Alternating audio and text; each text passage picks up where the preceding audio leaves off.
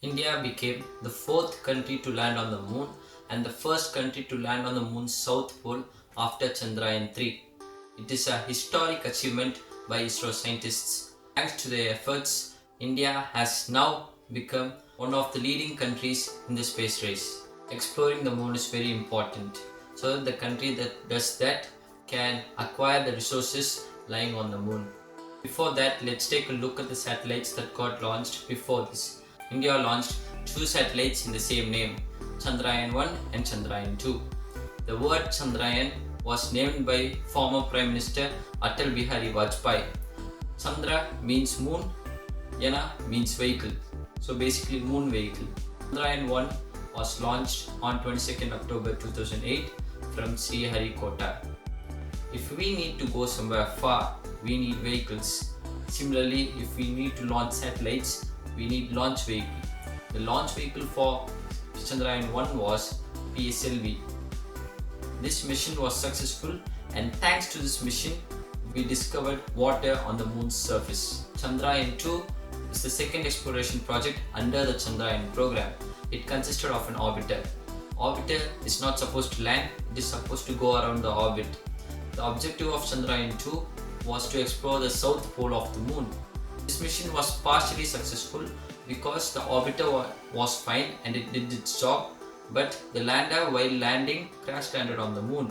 The objectives of Chandrayaan 3 are to do soft landing on the moon and to explore the southern pole of the moon.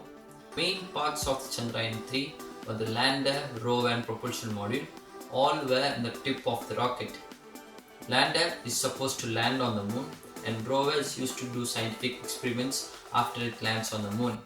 Propulsion module takes lander and rover with it from the launch site till 100 km lunar orbit.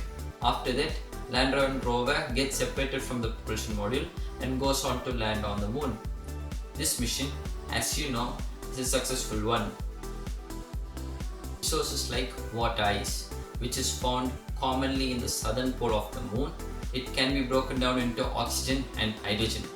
Oxygen can be used for breathing and hydrogen can be used for fueling, as a fuel for rockets and satellites. So in the future, we can use the moon as a recharging stations, so we can charge our rockets and satellites on the moon and go on to explore the deep space.